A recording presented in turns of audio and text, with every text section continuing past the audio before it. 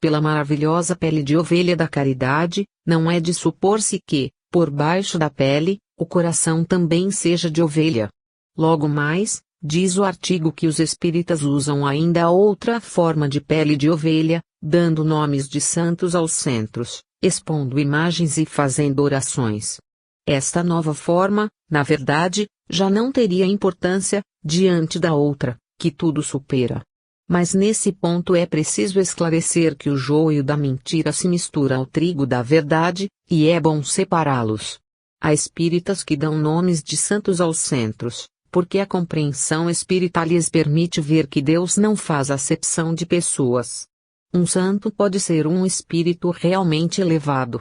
Santo Agostinho, por exemplo, deu luminosas comunicações a Kardec, que figuram no Evangelho segundo o Espiritismo, e São Luís fez o mesmo. Porque usaram o título de santo? Para serem identificados, pois os homens assim os conhecem há muitos séculos. E somente por isso. Quanto ao uso de imagens nos centros, é puro engano. Espíritas não usam imagens. Só podemos encontrá-las em agrupamentos humildes, de gente sem instrução e ainda apegada à religião popular que lhe foi ensinada em criança. Também no cristianismo primitivo acontecia isso. Cristãos novos se apegavam a ídolos do paganismo. Mas o Espiritismo esclarecerá essa gente humilde, porque ele é uma luz que espanca inevitavelmente as trevas. Quanto, porém, a fazer orações, não somente os espíritas devem fazê-las, mas todas as pessoas realmente religiosas, conhecedoras, por pouco que seja, da existência de Deus e dos espíritos superiores. O que acontece é que os espíritas aprendem, na sua doutrina, que ao orarem pelos seus irmãos de outras crenças devem ter o coração puro, cheio de amor fraterno, em lugar de vibrações de pesado rancor sectarista. Não é verdade, pois, que os espíritas usam a pele de ovelha da adoração de imagens ou das preces falsas, para iludirem os outros. Longe disso. Os espíritas pregam incessantemente, através de palestras, artigos de jornais e revistas, livros doutrinários, e nas aulas de catecismos dos centros, que não se pode ser ao mesmo tempo espírita e de outra religião. O espírita tem de ser espírita. O que lhe compete, não é fingir-se praticante de ritos que a sua doutrina condena, mas ser fraterno, tolerante e compreensivo para com os seus irmãos de outras crenças. E isso não é vestir-se de ovelha. E apenas compreender a religião em espírito e verdade, como Jesus ensinou à mulher samaritana.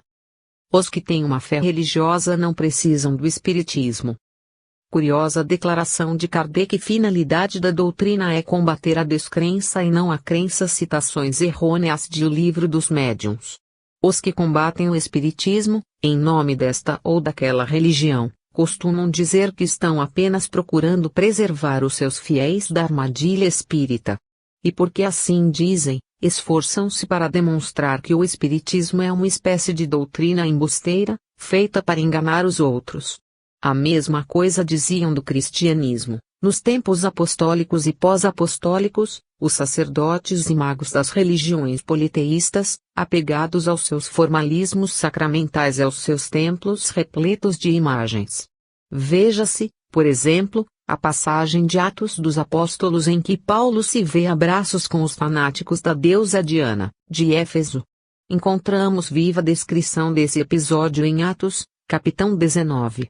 Um ourives de Éfeso, chamado Demétrio, reúne outros ourives e lhes adverte que a pregação anti-idólatra de Paulo constitui perigo para sua profissão. Acusa Paulo de desencaminhar as almas.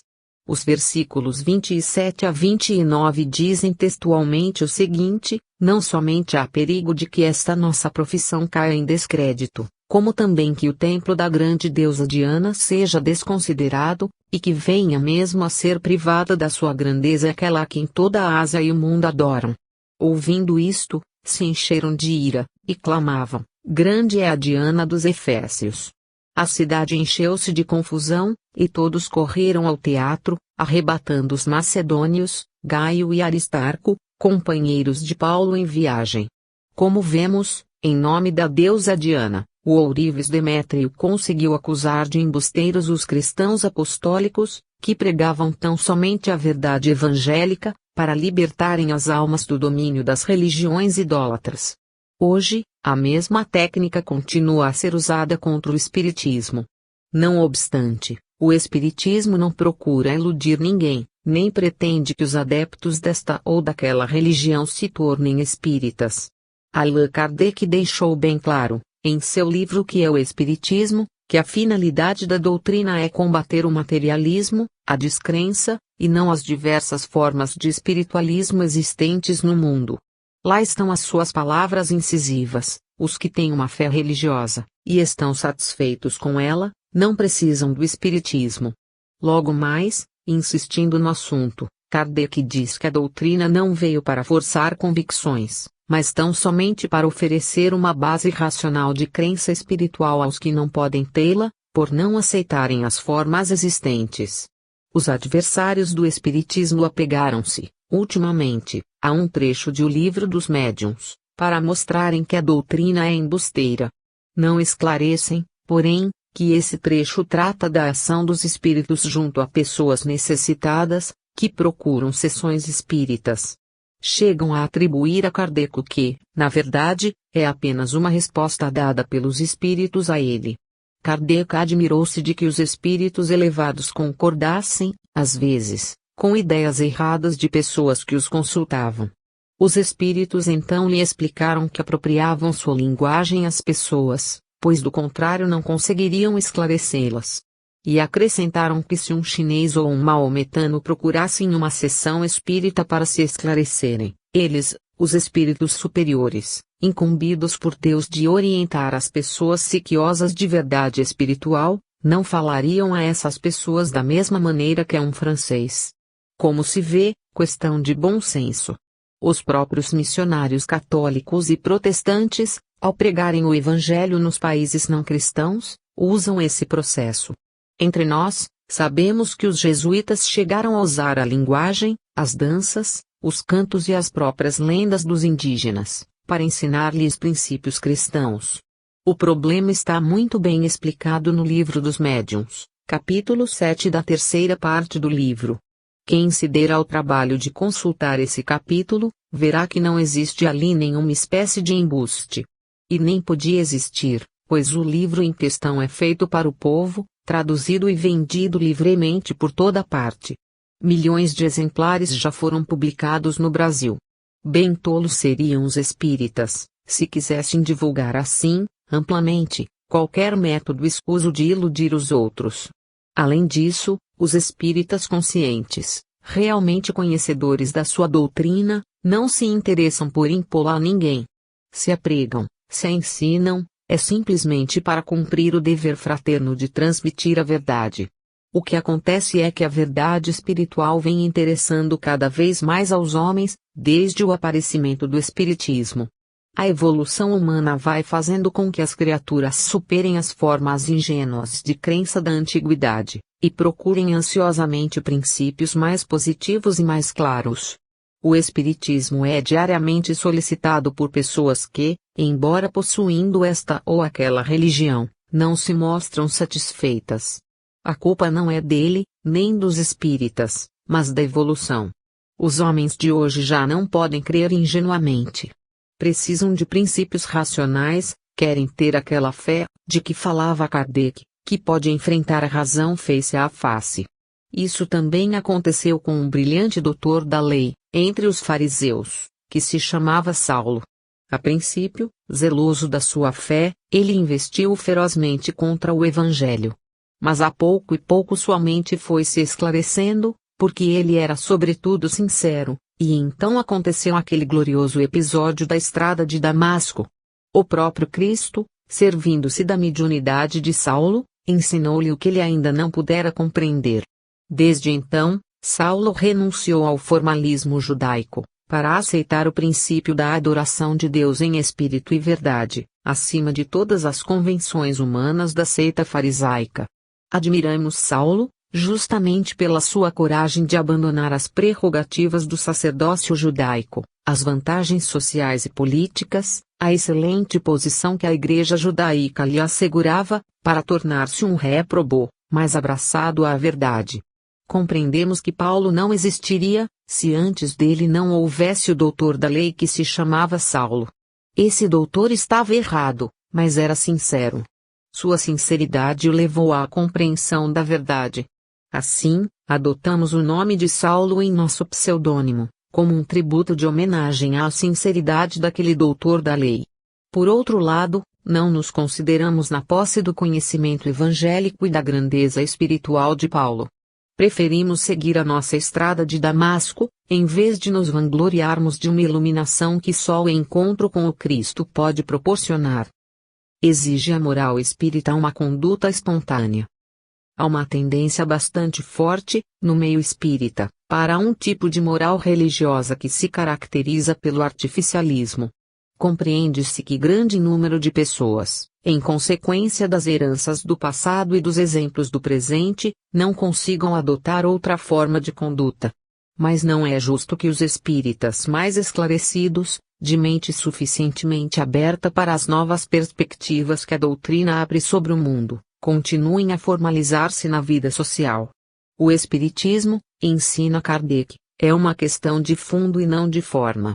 De nada vale o exagero nas boas maneiras, a voz macia e os extremos de pureza formal, não comer carne, não fumar, não tomar bebidas alcoólicas, não frequentar festas mundanas, não contar nem ouvir anedotas picantes, se o coração não estiver limpo.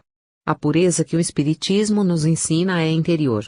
Deve, por isso mesmo, reger a nossa conduta, em vez de esperarmos que uma conduta artificial nos purifique. Quando o Espiritismo ensina que os formalismos do culto exterior são inúteis, ensina também que toda exterioridade sem raízes no coração é igualmente inútil. E é o mesmo que Jesus ensinava, ao repelir os formalismos da hipocrisia farisaica. Vejais o caso do ascetismo, da fuga ao mundo, as responsabilidades pesadas da vida em sociedade, que o Espiritismo condena como produto do egoísmo. Se a encarnação é a nossa possibilidade de relações com pessoas e meios sociais, a que estamos ligados em virtude do passado, é claro que devemos aproveitar essa oportunidade e não inutilizá-la. Estamos, agora, no lugar certo, como diz uma recente mensagem mediúnica, e seria prejudicial fugirmos a ele. O espírita não tem motivo algum para retornar às práticas da moral farisaica. A doutrina lhe ensina a espontaneidade, a naturalidade, e a correção dos seus erros e dos seus defeitos na própria relação com os semelhantes. É na vida de relação que podemos evoluir. Querer forçar a evolução com abstenções e atitudes falsas seria iludir-nos a nós mesmos e também aos outros, o que é ainda mais grave. Ninguém vira santo por meio de fórmulas. Não é o que entra pela boca o que contamina o homem, como Jesus ensinou, mas o que sai da boca. Nossa conduta deve refletir o que somos, e por isso devemos cuidar muito mais do nosso coração do que das nossas aparências. Situação dos espíritos perante a dissecação de seus cadáveres.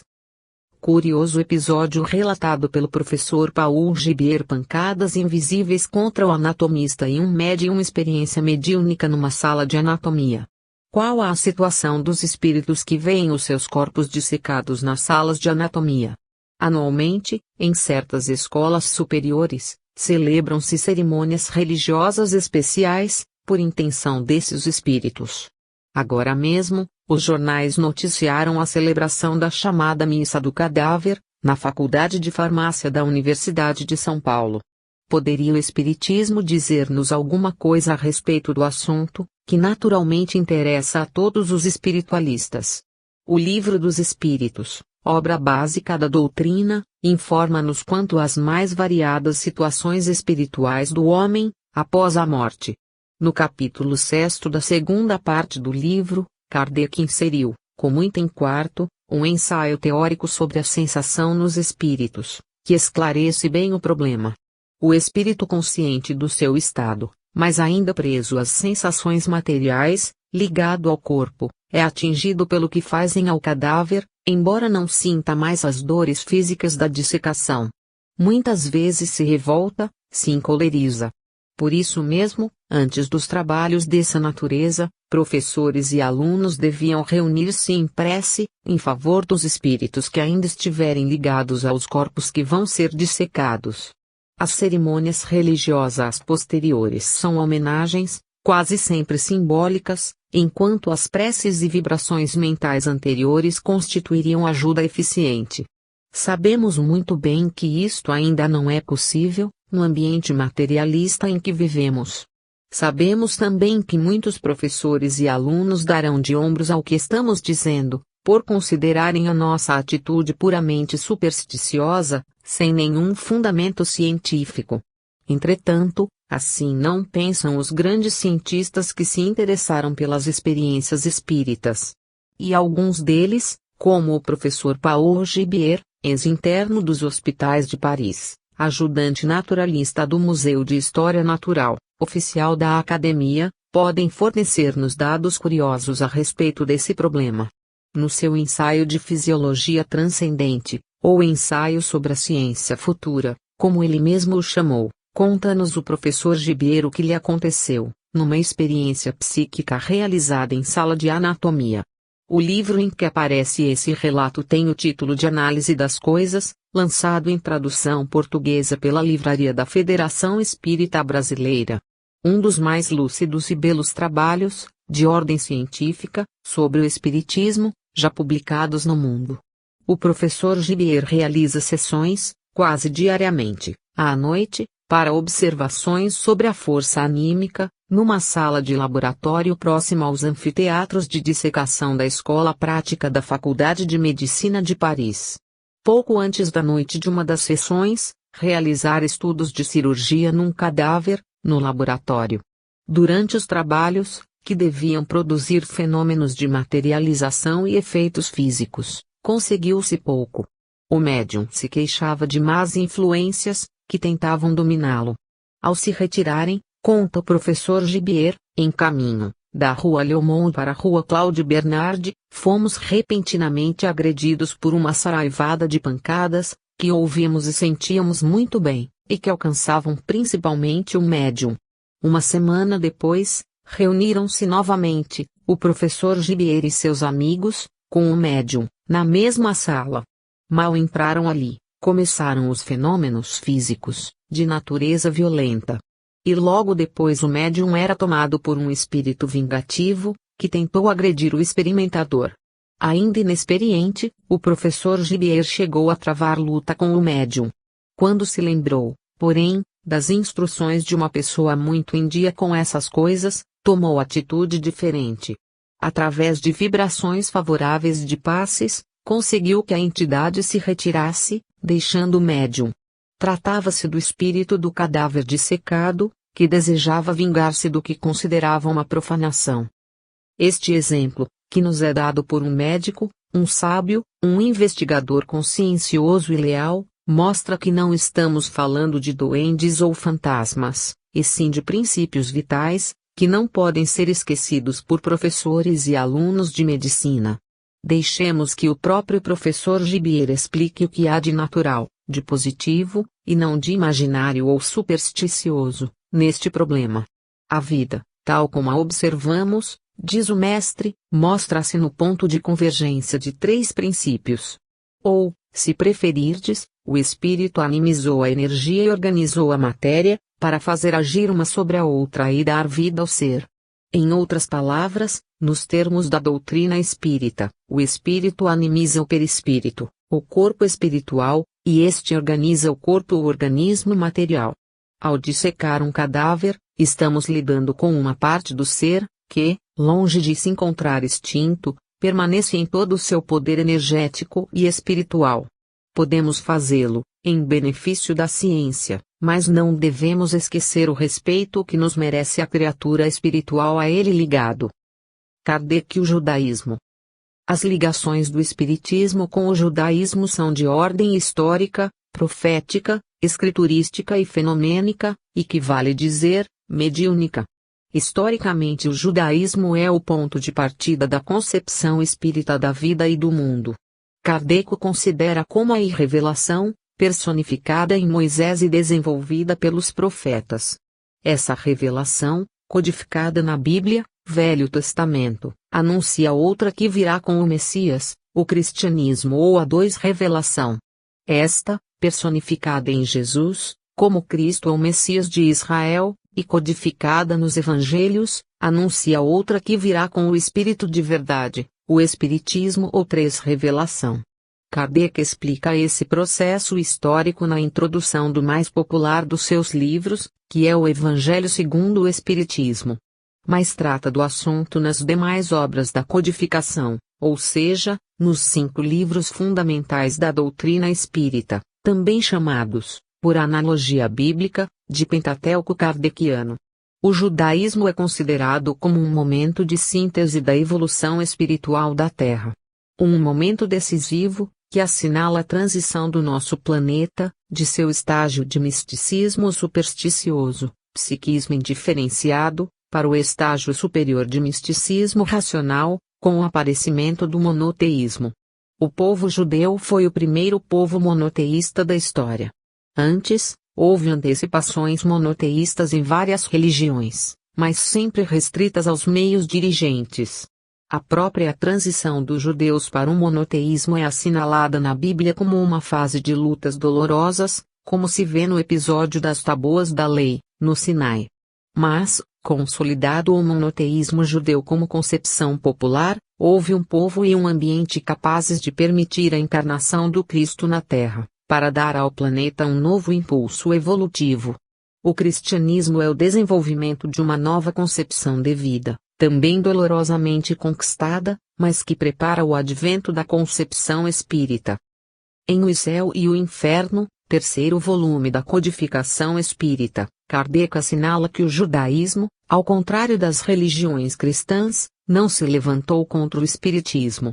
E considera esse fato como uma decorrência natural de conteúdo espírita da revelação mosaica e de todo o seu desenvolvimento profético. Estudando a acusação católica de que o espiritismo é condenado pelo capítulo 18 de Deuteronômio, mostra que essa condenação não abrange o espiritismo e representava apenas uma medida contrária às práticas mágicas e supersticiosas da época, que os israelitas haviam aprendido no Egito. Mostra ainda que todas as condenações de Deuteronômio correspondem às do espiritismo em nossos dias, no tocante à prática da mediunidade. Como se pode, pois, acusar o espiritismo pelo que ele mesmo condena? A ligação profética do espiritismo com o judaísmo vem das anunciações da Bíblia e dos evangelhos sobre as revelações futuras. As ligações escriturísticas vêm da sequência natural dos textos religiosos, da Bíblia aos evangelhos e destes ao livro dos Espíritos. A ligação fenomênica é de natureza mediúnica. A tenda de Moisés no deserto era uma câmara mediúnica em que se davam até mesmo fenômenos de materialização, como se pode ver diretamente nos relatos bíblicos. Desaparece o sectarismo à medida que se desenvolve o cristianismo. Dos grupos primitivos ao universalismo cristão porção de fermento numa medida de farinha a construção de um mundo sem barreiras. O sectarismo religioso, como todo sectarismo, não é mais que um resíduo das fases primitivas da evolução humana. Porque a humanidade se desenvolveu através de formas grupais, fechadas em seus sistemas próprios, egoístas e isolacionistas. Grupos humanos como a família, o clã, a tribo, e posteriormente as cidades, as nações, eram organismos que se fechavam em si mesmos, hostis aos demais, apegados a sistemas de defesa que o instinto de conservação originava e aguçava. Esse mesmo espírito egoísta, que se baseava na natureza animal e na estreiteza mental dos homens, caracterizou as religiões, as linhagens familiares, os agrupamentos políticos, e ainda em nossos dias ofereceu-nos o doloroso espetáculo do racismo nazista. À proporção, porém, em que a humanidade evolui, o espírito humano se alarga, superando barreiras e destruindo fronteiras. O homem se universaliza. Sua mente se abre a uma compreensão mais ampla do mundo. Seu coração, como um botão de flor que desabrocha, distende as fibras no sentimento universal do amor. Para o homem tribal, somente os da sua tribo eram gente, todos os demais não passavam de inimigos. Para o racista, só os da sua raça têm valor. Para o sectarista, só os da sua seita prestam, só eles estão certos e merecem a proteção de Deus. No cristianismo, concepção universalista do mundo, esse resíduo de épocas primitivas ainda conseguiu medrar, provocando os terríveis morticínios religiosos que enegrecem a história humana. Porque a natureza do homem não cede com facilidade às influências renovadoras. Já no Espiritismo, porém, não é possível permitirmos a continuidade desses sentimentos negativos. O espírito sectário é a negação dos princípios cristãos e, por conseguinte, a negação dos princípios espíritas, que revivem no mundo moderno os ensinos de Jesus e da era apostólica. Fazer do espiritismo uma seita é asfixiar os princípios doutrinários. Foi por isso, e tendo em vista o universalismo da ciência, que Kardec insistiu na natureza científica da doutrina. Apresentar o espiritismo como uma religião equivaleria a tirá-lo imediatamente nas lutas sectárias da época. Apresentando-o como ciência, Kardec o tornava acessível a todos. Como vemos, entretanto, nos seus livros, e particularmente em O que é o Espiritismo, a Gênese e o Evangelho segundo o Espiritismo, a concepção de Kardec era muito mais ampla, entendendo o Espiritismo como uma revelação de tríplice aspecto, científica, filosófica e religiosa. O cristianismo é um lento, grandioso e profundo processo de reforma do mundo. Jesus definiu a sua função ao se referir à porção de fermento que colocamos numa medida de farinha, para fazê-la levedar. Durante quase 2000 anos o fermento cristão levedou a pesada farinha do mundo, misturando-se a ela, penetrando-a, absorvendo-a. Mas chegaria o momento decisivo desse processo, em que o fermento cristão revelaria a sua verdadeira natureza. Esse momento está anunciado no Evangelho de João, é o do Consolador, do Espírito da Verdade, e chegou com o Espiritismo. A era espírita, em cujo segundo século nos encontramos agora, é a continuidade natural da era cristã. A farinha do mundo, dominada pelo fermento cristão, vai perdendo seu antigo sabor, para adquirir outro. Uma das tonalidades desse antigo sabor, que tem de desaparecer o quanto antes, é exatamente o sectarismo, a atitude mental estreita, que escraviza o homem ao seu ponto de vista exclusivo. O mundo que o Espiritismo está construindo na Terra, com base nos princípios fundamentais do cristianismo, é essencialmente universalista, e portanto antissectário.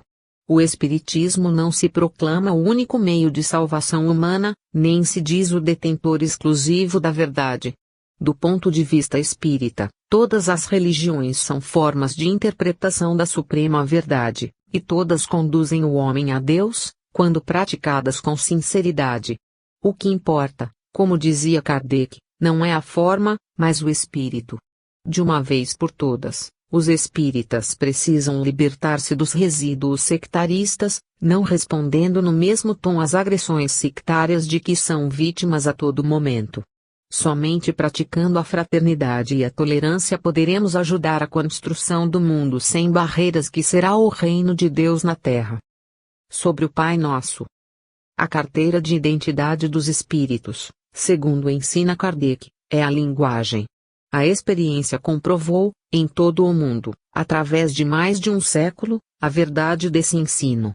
Mas a maioria das pessoas que se interessam pelo espiritismo parece ignorá-lo, o que abre as portas a muitas mistificações de linguajar pomposo e às vezes até mesmo desrespeitoso. Sob a responsabilidade da Livraria Freitas Bastos está sendo divulgado um folheto pretensamente espírita sobre a prece do Pai Nosso. A identidade do autor se comprova desde o título. Mas é necessário advertir os incautos quando há a procedência desse folheto desrespeitoso. O autor é encarnado e se apresenta como um novo Messias. Mais um motivo para se compreender que o caso é lamentável. Entidades sombrias o arremetem, como um ariete mediúnico, contra o cristianismo e o espiritismo. Seus argumentos não são melhores que seu linguajar. Afirma que Jesus não ensinou essa prece. Para ele, trata-se de burrices que Jesus não disse. Bastaria isso para mostrar a ponta da orelha do verdadeiro autor, que se esconde por trás do médium fascinado. Nenhum espírito superior, encarnado ou desencarnado, ensina verdades espirituais dessa maneira. Criticando as primeiras palavras da prece, Pai nosso que estais no céu, alega o autor que Deus está em toda parte e não em determinado lugar, está na intimidade profunda de tudo e de todos. Veja-se a contradição da linguagem. Uma frase grosseira se opõe a outra frase que se apresenta digna de um espírito elevado. Assim confunde os ingênuos. E é precisamente isso o que o autor deseja. Mas na verdade isso mostra apenas o seguinte, que a frase nobre não é do autor desrespeitoso, foi simplesmente tirada de textos estranhos para dourar a pílula do seu grosseirismo. A palavra céu tem um sentido espiritual bem conhecido. Quer dizer plano superior, estado de pureza, consciência limpa e tranquila. A crítica do autor do folheto revela a falta de compreensão desse trecho e o de toda a prece do Pai Nosso. Ao criticar a expressão altamente significativa, seja feita a vossa vontade, o autor exclama, jamais Jesus ensinaria semelhante asneira. Veja-se a grosseirice da expressão, aliás bem adequada à estreiteza das ideias.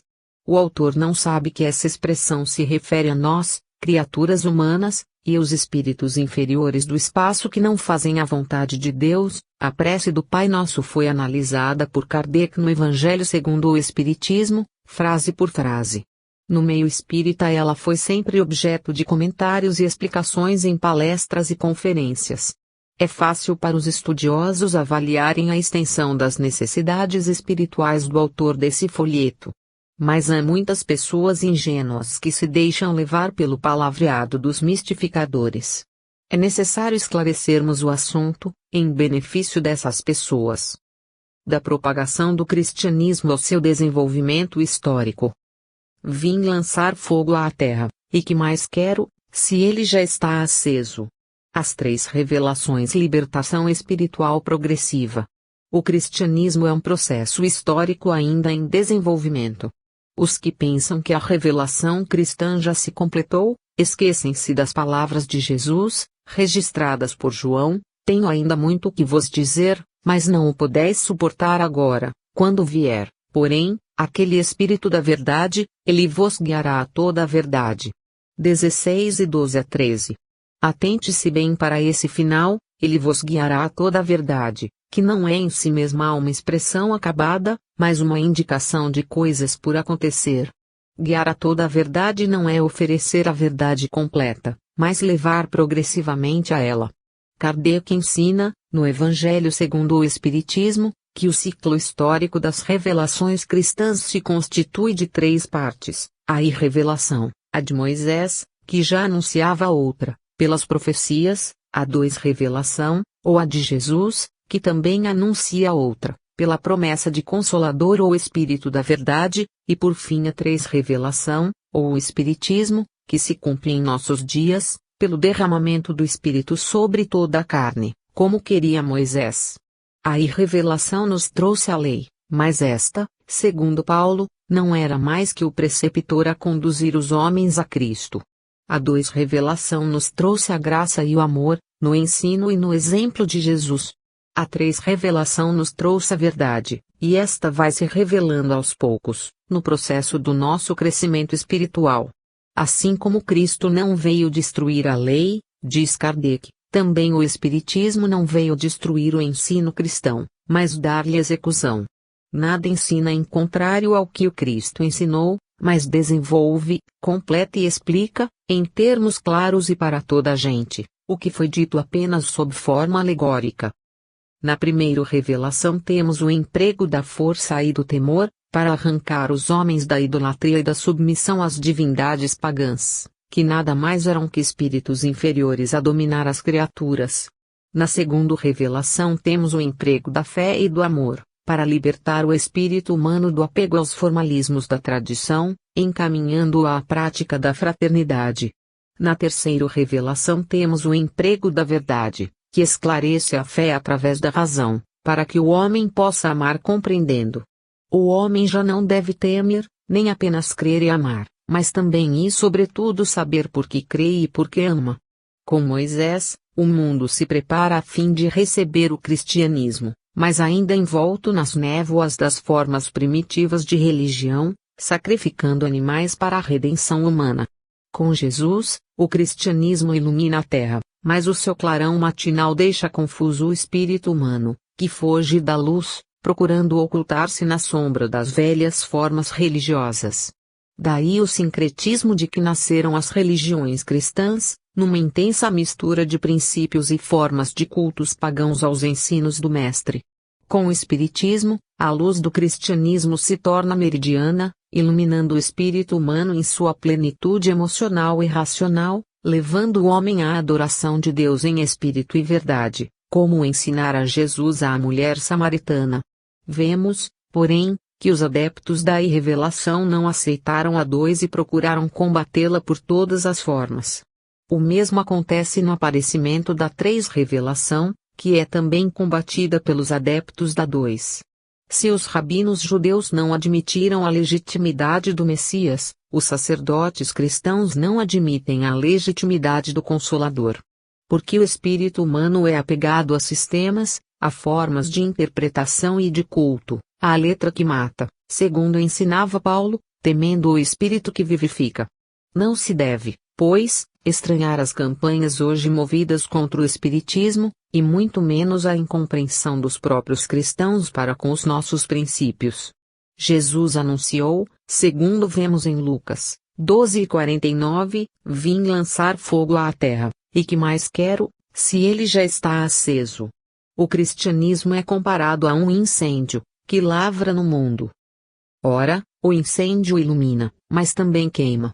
Quando o grande incêndio cristão, atravessando os milênios, atinge no espiritismo a sua fase decisiva, não é de estranhar que ele provoque sustos e protestos. É natural que assim seja. E não há razão para nos aborrecermos com os que nos atacam e censuram. Se confiamos na solidez dos nossos princípios, que mal faz que os outros a experimentem. O espiritismo não é sustentado por nenhuma organização material, nem difundido por qualquer sistema artificial de propaganda. Ele é como um fogo, que se propaga por si mesmo, através da espontânea dedicação dos seus adeptos. Assim foi o cristianismo dos primeiros tempos, e assim é o espiritismo, esta renascença cristã, segundo a expressão de Emmanuel. Esperemos tranquilos e confiantes, como souberam esperar os grandes pioneiros da nossa fé. Como eram encarados por Jesus os doentes do corpo e da alma. Atitude cristã perante os divisionismos da antiguidade. O exemplo do apóstolo Paulo. Intervenção do céu para livrar Pedro do sectarismo. Há certas formas de esclarecimento que agem no sentido contrário às da intenção. Em geral, são assim as tentativas de esclarecimento contra o espiritismo. Ainda agora nos deparamos com uma delas, que em vez de esclarecer o que pretende, esclarece outras coisas. Esclarece, por exemplo, que o espiritismo se assemelha muito mais ao verdadeiro cristianismo, do que às posições assumidas por aqueles que o condenam. As atitudes espíritas se enquadram melhor nos princípios evangélicos e no espírito geral do ensino de Cristo. O exemplo, que neste caso é dado pelos adversários da doutrina, merece apreciação. Para justificar proibições religiosas de leitura de obras espíritas, alega um articulista que as pessoas sadias devem afastar-se do contato das pessoas doentes. Entende, por isso, que os espíritas podem ler de tudo, pois nada têm a perder, nem mesmo a saúde da alma. E acrescenta, como faziam os fariseus ao censurarem Jesus de sentar-se à mesa com publicanos e pecadores, não são os leprosos que devem cuidar-se para não se tornarem leprosos, não são os tuberculosos que devem cuidar-se para não se tornarem tuberculosos, mas as pessoas que têm saúde. Examinando estes argumentos à luz dos princípios evangélicos, verificamos que estão carregados de poderosa herança anticristã. E que revelam grande carência de compreensão humana, daquele espírito de caridade ensinado incessantemente por Jesus. Porque a atitude de Jesus em face dos leprosos do seu tempo, ou mesmo dos hereges, como vemos na sua maneira de tratar os samaritanos, não era essa. Pelo contrário.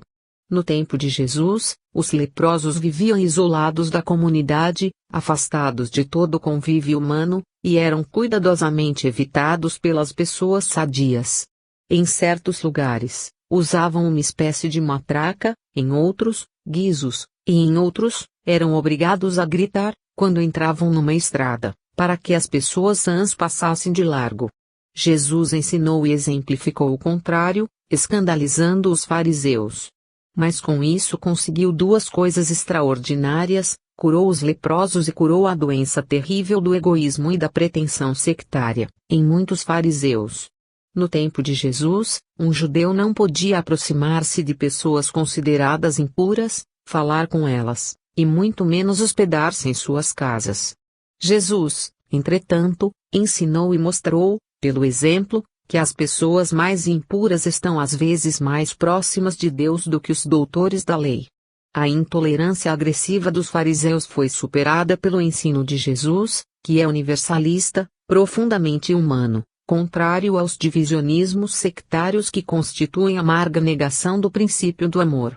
Em todo o Evangelho, vemos Jesus insistir no tema do amor ao próximo, que ele chega a considerar semelhante ao amor a Deus. O apóstolo Paulo, antes do seu encontro com Jesus na estrada de Damasco, respirava ameaças e mortes, como diz o livro de Atos, e assolava com perseguições terríveis os hereges cristãos, ou seja, os cristãos primitivos, que ele considerava hereges. Mas depois que se converteu ao cristianismo, passou a ensinar que não há diferença entre judeu e grego, pois um mesmo é o Senhor de todos, rico para com todos que o invocam. Romanos 10:12, e condenando os excessos da lei mosaica, o sectarismo arrogante dos judeus, que se julgavam únicos filhos de Deus, que diziam estar a verdade e a palavra de Deus unicamente com eles, não proibia a leitura dos textos contrários a esse novo ensino. Antes os recomendava, com estas sábias palavras: não extingais o espírito, não desprezeis as escrituras. Examinai tudo, retende o que é bom. Tessalonicenses 5.921. O cristão, portanto, não se fecha em sua religião, fugindo aos outros, evitando-os e afugentando-os da estrada, com medo de contaminar-se. Essa não foi a lição de Cristo. Essa não foi, também, a lição de Paulo e dos apóstolos. Quando o apóstolo Pedro, em Jope, apegado ainda aos formalismos judaicos e à intolerância do povo eleito, poderia recusar-se a atender o apelo de Cornélio, que era um centurião romano, um impuro, o próprio seu se manifesta para corrigi-lo, para retirá-lo do sectarismo judeu e devolvê-lo à fraternidade cristã. Esse belo episódio do livro de Atos, relatado no capítulo 10, é uma página de luz contra o sectarismo antigo e o moderno. Um anjo manda Cornélio procurar Pedro, mas o apóstolo podia recusar-se a atendê-lo. Então, enquanto os enviados de Cornélio dirigem-se a Jope, Pedro tem uma visão, na qual uma voz lhe ensina que o conceito judeu de pureza estava errado. Graças a essa visão, o apóstolo Pedro recebe os enviados, atende ao apelo do impuro, do herege, do demoníaco, do leproso ou coisa semelhante. Vai à casa de Cornélio, e lá chegando reúne-se com os impuros e lhes declara: vós bem sabeis que não é lícito a um varão judeu ajuntar-se ou chegar-se a estrangeiros, mas Deus mostrou-me que a nenhum homem devo chamar impuro. Logo mais, acentua o apóstolo, nesse mesmo capítulo: reconheço, em verdade, que Deus não faz acepção de pessoas, mas que lhe é agradável aquele que, em qualquer nação, obra o que é justo. Temos, aliás, neste capítulo do livro de Atos, um dos mais belos episódios espíritas do Novo Testamento. Porque os estrangeiros recebem o Espírito, como então se dizia, e passam a falar línguas e louvar a Deus. Pedro, vendo que os Espíritos do Senhor, como dizemos hoje, manifestavam-se através dos impuros, da mesma maneira que através dos circuncidados judeus ou dos batizados cristãos, ficou maravilhado. No capítulo 11 vemos Pedro ser chamado às ordens pelos cristãos que estavam em Jerusalém, ainda apegados ao sectarismo judeu, e explicar-lhes: lembrei-me então das palavras do Senhor, quando disse: João certamente batizou com água, mas vós sereis batizados com o Espírito Santo. Como se vê, não foi sem razão que o apóstolo Paulo falou da letra que mata e do Espírito que vivifica. Não basta tornar-se alguém um especialista na letra, é preciso que procure, com humildade, sem pretensões sectárias, a compreensão espiritual. Vai para os meus irmãos e dize-lhes que eu subo para o meu e nosso Pai. Posição dos espíritas no tocante à divindade de Jesus. Elevação espiritual de Maria. Os espíritas são, em geral, acusados de não aceitarem a divindade de Jesus, não considerarem Maria com o devido respeito e não admitirem a sua elevada posição na hierarquia espiritual. De vez em quando, leitores pertencentes a outras religiões, mas que nos honram com a sua atenção, escrevem-nos a propósito. Procuraremos dar, nesta crônica, uma resposta geral às perguntas que nos são formuladas, advertindo que não temos a intenção de ferir suscetibilidades ou melindrar as crenças alheias. Nossa intenção é apenas a de esclarecer a posição espírita, que os leitores poderão aproveitar ou reprovar, de acordo com o critério próprio de cada um. Não tentamos proselitismo. Queremos apenas responder com clareza.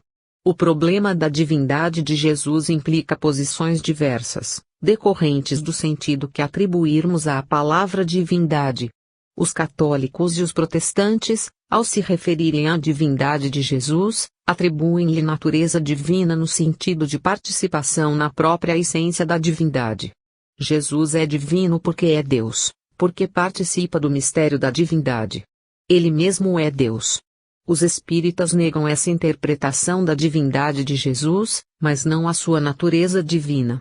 Para o espiritismo, Jesus não é Deus, não participa do mistério da pessoa única, mas nem por isso deixa de ser divino. Os espíritas rejeitam, portanto, o dogma da Trindade e o mistério da participação da pessoa de Jesus na Suprema Pessoa. Segundo o espiritismo, Deus é uno. Dele procedem todas as coisas. Jesus é seu Filho, como todos nós o somos. Nesse ponto, estamos em pé de igualdade com Jesus, somos irmãos do Divino Mestre. Mas enquanto somos humanos, Jesus é divino. E o é, porque está muito acima de nós, no tocante à realização espiritual. Ele é, pois, o nosso irmão maior, que já conseguiu depurar-se das imperfeições humanas, atingindo a divindade do Espírito, que o liga a Deus, como um filho dileto ao Pai amoroso. Jesus é para a terra como o demiurgo de Platão. É a suprema autoridade espiritual do nosso planeta.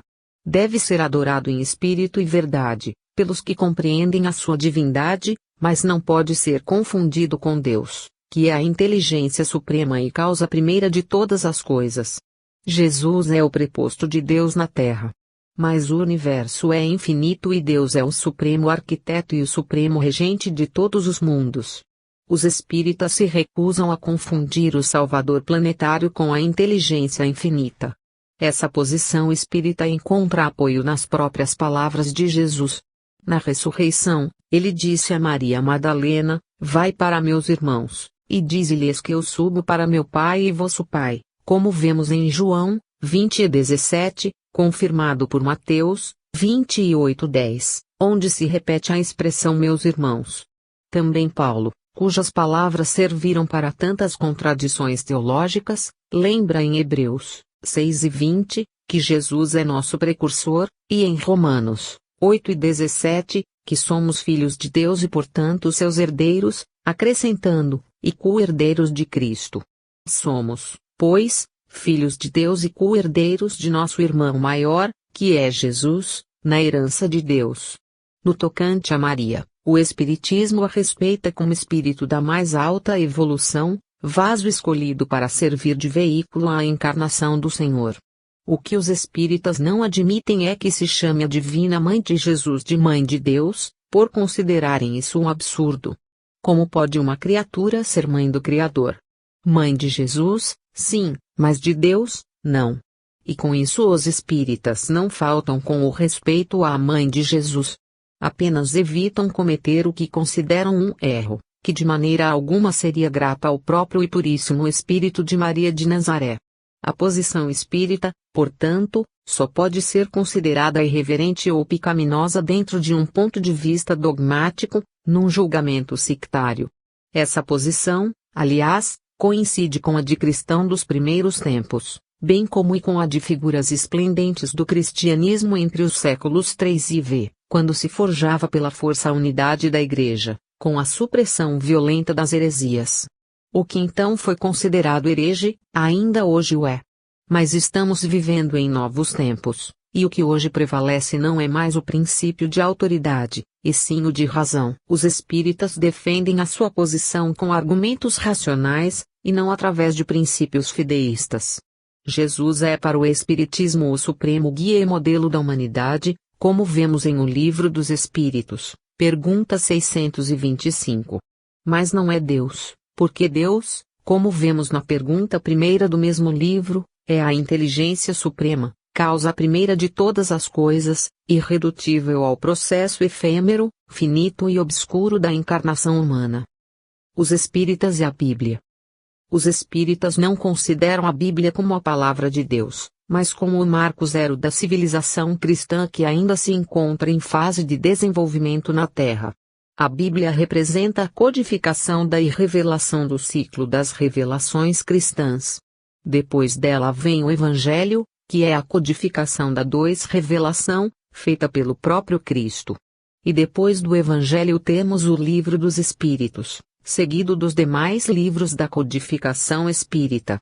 Na Bíblia, que é o Velho Testamento, codificação dos livros sagrados do judaísmo, feita sob a orientação de Esdras após o exílio da Babilônia, encontramos a revelação do plano de Deus para a humanidade terrena. Como parte central desse plano vemos o anúncio do Messias, que os judeus esperaram mas não foram capazes de reconhecer quando ele chegou. No Evangelho, codificação dos ensinos de Jesus pelos apóstolos e evangelistas, encontramos o anúncio do Espírito da Verdade, aquele que restabeleceria a verdade cristã na Terra e prepararia o nosso planeta para um milênio de luz, ou seja, para o início de uma nova era em que o reino de Deus vingaria entre os homens. No Espiritismo temos as vozes do além instaurando o reino nos corações e nas consciências esclarecidas. Cada um desses livros compõe-se, na verdade, de muitos livros. E cada uma dessas coleções de livros corresponde a uma fase do longo e doloroso processo da ascensão dos homens para a divindade. Nem a Bíblia, nem os Evangelhos, nem a codificação espírita são desprezíveis e nenhum desses códigos pode ser depreciado em seu valor histórico, profético e divino por aqueles que realmente compreendem a grandeza do plano de Deus. Não é possível opor o Evangelho à Bíblia ou opor o Espiritismo ao cristianismo, a menos que encaremos a obra de Deus através das lentes deformantes do sectarismo religioso. A palavra de Deus, expressão simbólica, não se restringe a nenhum desses conjuntos de livros em particular, mas impregna todos eles. Quando aprendemos a lê-los segundo o Espírito que vivifica, e não segundo a letra que mata, como advertiu o apóstolo Paulo, percebemos a harmoniosa sequência que eles representam, no desenvolvimento do plano de Deus na Terra. Todos eles foram escritos sob a inspiração dos poderes superiores do céu, cada qual destinado a uma época, a um tipo de civilização, a um grau específico de evolução espiritual alcançado pelos homens. A palavra de Deus perpassa por todas essas páginas como um fogo entre as sarças. Nas velhas páginas da Bíblia ela arde e queima como o fogo do Sinai, lutando para destruir a ignorância humana. Nas páginas estelares do Evangelho ela brilha como as estrelas, indicando aos homens o roteiro do infinito. Nas páginas mediúnicas da codificação espírita a palavra de Deus irradia-se na terra como as luminárias noturnas, que permitem a leitura compreensiva dos textos anteriores e afugentam as trevas da superstição, do misticismo fanático, do sectarismo cego. Emmanuel comparou, numa de suas mensagens, a Bíblia com o esforço desesperado dos homens clamando aos céus por socorro e o Evangelho como a resposta do céu aos homens. Mas a codificação espírita, como assinalou Kardec, é a chave que nos permite compreender essa resposta na plenitude do seu significado espiritual. Sem a chave do Espiritismo, A Bíblia e o Evangelho dão motivos a muitas incompreensões e separatismos. Foi por isso que as guerras religiosas ensanguentaram os caminhos terrenos do cristianismo e as fogueiras fratricidas transformaram em negra fumaça os divinos preceitos evangélicos. É ainda por isso que os cristãos se matam em nome de Deus na própria Europa dos nossos dias, incapazes de perceber o crime hediondo que praticam. De lado a lado os cristãos formalistas, apegados às suas interpretações particulares das Escrituras, dizem-se apoiados na palavra de Deus para praticarem de novo o crime de Caim. Falta-lhes a chave de luz do Espiritismo, que lhes daria, acima das trincheiras arrogantes do sectarismo, a visão global da revelação cristã, que é a revelação da paternidade universal de Deus, da fraternidade universal dos homens e da imortalidade universal das almas. Sem compreendermos essa trilogia divina, que o Evangelho nos oferece em suas páginas e a codificação espírita esclarece em definitivo, à luz de razão e da fé, jamais seremos cristãos e jamais saberemos definir a palavra salvação.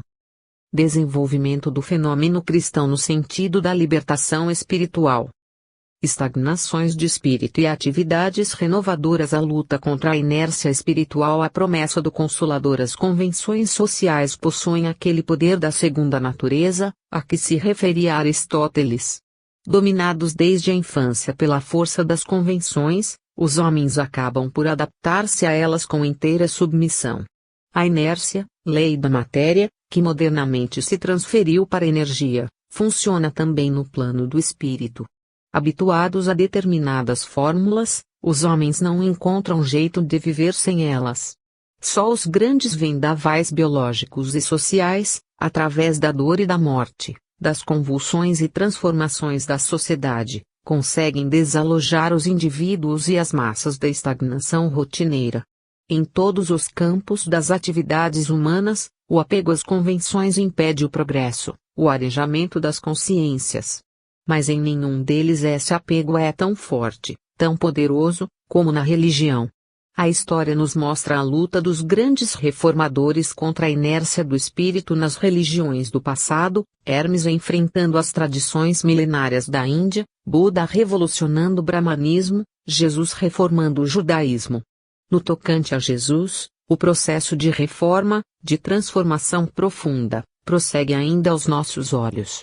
Basta um ligeiro confronto do Sermão da Montanha com a chamada civilização cristã, ou com os próprios cristãos, como fez Gandhi, para vermos que, depois de 2000 anos, o cristianismo ainda luta com o fermento dos fariseus, a que o mestre aludia no seu tempo. Função do espiritismo é prosseguir a revolução cristã. O fenômeno cristão atinge no espiritismo uma nova fase. E é por isso que o movimento espírita representa um poderoso impulso contra o formalismo religioso, contra as convenções, as fórmulas da inércia espiritual. Cumprimento histórico da promessa do Consolador, feita no Evangelho de João, o Espiritismo restabelece a essência do cristianismo, ressuscita o ensino do Mestre em espírito e verdade, como o próprio Mestre ressuscitou em espírito. Não admira, pois, que haja espíritas ainda apegados a fórmulas sacramentais e litúrgicas. São criaturas que não compreenderam a doutrina, e embora levados na correnteza da evolução, querem apegar-se aos hábitos ancestrais. Mas hoje, mas amanhã, compreenderão o seu engano, pois o Espiritismo as trabalha dia a dia às suas consciências, e acabará despertando-as para a lição da água viva da mulher samaritana. No primeiro capítulo de Ave Cristo, de Emmanuel, psicografado por Chico Xavier, encontramos uma exposição da luta do cristianismo contra a inércia espiritual do mundo romano. Este pequeno trecho dará uma ideia clara do que então se passava, e nos lembrará algumas semelhanças com a situação atual, enfrentada pelo Espiritismo. Adensou-se o nevoeiro da estagnação e da morte entre as criaturas. As águias imperiais assentaram, na cega idolatria de Júpiter, a mentirosa religião da vaidade e do poder. E enquanto os deuses de pedra absorvem os favores da fortuna, alonga-se a miséria e a ignorância do povo, reclamando o pronunciamento do céu. Como se expressará, porém, a intervenção divina, sem a cooperação humana? Vemos nesse trecho o fenômeno da estagnação, pelo domínio da inércia, e a necessidade de elementos humanos que se disponham a rompê-la. O céu não se pronuncia entre os homens senão por meio dos homens. As revelações são feitas através de médiuns. A cooperação humana é, portanto, indispensável, para que os homens se libertem da estagnação espiritual, produzida pela inércia. Kardec e os pioneiros heróicos do Espiritismo repetiram, em meados do século passado,